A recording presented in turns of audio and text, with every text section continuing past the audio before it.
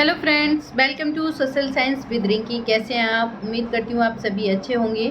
आज जो हम इस वीडियो में पढ़ने जा रहे हैं वो है हमारी 8th क्लास की हिस्ट्री, और हिस्ट्री का चैप्टर नंबर 3 चल रहा था हमारा कि ग्रामीण क्षेत्र पर शासन चलाना। तो इसके हम कई सारे जो टॉपिक हैं वो कवर कर चुके हैं। लास्ट टाइम जो हमने टॉपिक डिस्कस किया था वो था मुनरो व्यवस्था। हमने देखा था कि जो यहाँ पर कई सारे व्यवस्थाएं लाई गई थी राजस्व इकट्ठा करने की या टैक्स कलेक्ट करने के लिए कई सारी व्यवस्थाएं की गई थी, क्योंकि जो व्यवस्थाएं थी उनमें मतलब कई सारे जो एक तरह से कह सकते हैं कि नुकसान भी थे उनके। तो मतलब सेटिस्फाइड नहीं थे किसी से, तो आपके कंपनी सेटिस्फाइड नहीं थी किसी से, ज़मींदार नहीं थे किसी से, किसान नहीं थे। तो अलग अलग एक्सपेरिमेंट किए गए थे। तो लास्ट टाइम हमने जो डिस्कस किया था, हमारा जो व्यवस्था डिस्कस की थी वो थी मुनरो व्यवस्था। हमने ये देखा था कि किसने स्टार्ट किया था, किसके नाम पर इसका मुनरो व्यवस्था रखा गया था। तो ये सारा कुछ हम लास्ट टाइम देख चुके थे। लेकिन एक बात है कि जब हमने ये सारा कुछ देख लिया था उसके बावजूद हम देखते हैं कि एक पॉइंट आपका निकल के आता है जो हम आज डिस्कस करने वाले हैं। वो है सब कुछ ठीक नहीं था। कि इतना सब कुछ होने के बाद हमने देखा सबसे पहले जो आपका स्थायी बंदोबस्त था, जो आपका परमानेंट सेटलमेंट था, उसमें क्या था, क्या प्रॉब्लम थी उसमें। तो ज़मींदारों को मतलब ज़मींदारी जाने का डर रहता था। शुरुआत में आप देखोगे कि मतलब उन्हें लगता था कि जो वो ज़मींदारी उन्हें जब मिलती थी, नीलाम होती थी। दूसरा, किसानों पे बहुत ज़्यादा टैक्सेस लगा दिए थे, मतलब राजस्व बहुत ज़्यादा, लगान बहुत ज़्यादा लगा दिया था। तीसरा, जब इनकम बढ़ने लगी थी तो उन्होंने जब स्थायी फिक्स कर दिया था तो कंपनी को बाद में कोई और ज़्यादा बेनिफिट नहीं होने लगा था, तो उनको प्रॉब्लम थी। तो किसी ना किसी तरीके से जो स्थायी बंदोबस्त है उसमें प्रॉब्लम आ रही थी। उसके बाद हमने देखा कि आपका जो मालवारी प्रथा है वो हमने देखा, व्यवस्था है वो देखी थी। उसमें हमने देखा कि जो किसानों के लिए जो राजस्व की जो रेट रखी थी वो बहुत ज़्यादा हाई थी, मतलब बहुत ज़्यादा थी।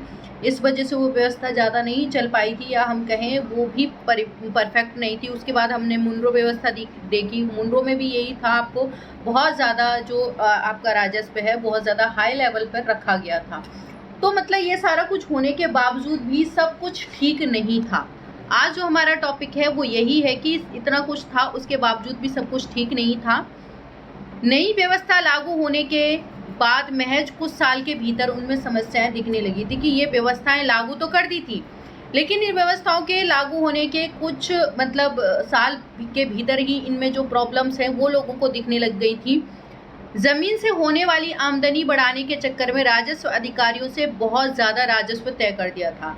अब आपने देखा होगा कि हमने देखा कि जो स्थायी बंदोबस्त है उसमें भी, आपके जो मुनरो व्यवस्था है उसमें भी, आपका जो मालवारी व्यवस्था थी उसमें भी ये जो राजस्व की जो दर थी वो बहुत ज़्यादा हाई रखी गई थी। या उन्होंने क्या है, आमदनी बढ़ाने के चक्कर में जो कंपनी ने उसमें क्या कर दिया, राजस्व अधिकारियों ने बहुत ज़्यादा क्या है राजस्व तय कर दिया था या लगान लगा दिया था।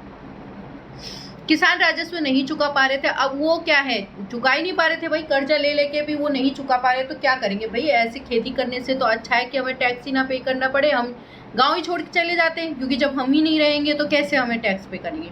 तो जितने भी रैयत थे गांव से भाग रहे थे, वो मतलब वहां से पलायन कर रहे थे, वो खेती करने के लिए ही क्या है, वो मतलब एग्री नहीं हो रहे थे कि भाई हम खेती नहीं करेंगे, अब हम यहाँ से जा रहे हैं, क्योंकि जब हमें टैक्स इतना पे करना पड़ रहा है उसमें हमें कोई छूट नहीं है। इतना हाई लेवल का जो वहाँ पर रखा गया था लगान को।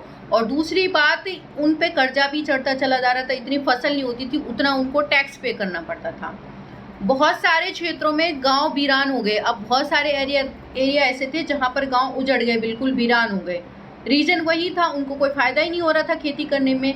आशावादी अफसरों को उम्मीद थी कि एक नई व्यवस्था किसान को संपन्न और उद्यमशील किसान बना देगी।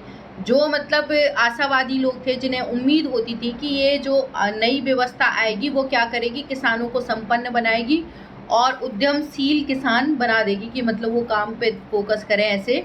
लेकिन ऐसा हुआ नहीं। लेकिन जो उन्होंने सोचा वैसा हुआ नहीं, वहाँ ऐसा कुछ नहीं हुआ। तो ये हमारा जो एक छोटा सा टॉपिक था कि सब कुछ ठीक नहीं था। तो ये सारी उस टाइम में कंडीशन चल रही थी, व्यवस्थाएं चल रही थी कि किस तरह से मतलब ये इतनी सारी व्यवस्थाएं लाने के बावजूद भी सब कुछ ठीक नहीं था, कोई ना कोई प्रॉब्लम हो ही रही थी। अगला जो हमारा टॉपिक है वो है यूरोप के लिए कपड़ा।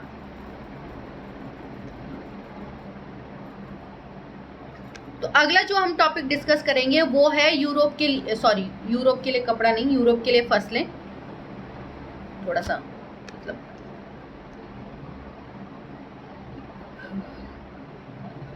तो अब आप देखोगे कि जो किसाने थे उनसे जबरदस्ती क्या है, यूरोप के लिए फसलें उगाई जाने लगेंगी या उनसे खेती जबरदस्ती करवाएंगे। तो ऐसी कौन सी फसलें थी जिन्हें मतलब उनको मजबूर थे वो उगाने के लिए, मतलब कौन सी फसल जबरदस्ती से उनसे करवाई जा रही थी और वो क्यों करवाई जा रही थी, मतलब यूरोप में इतनी क्यों फेमस थी, कौन कौन सी फसलें थी, ऐसा ये सब कुछ हम अगले जो टॉपिक है उसमें कवर करेंगे। अगला टॉपिक जो है हमारा वो है यूरोप के लिए फसलें।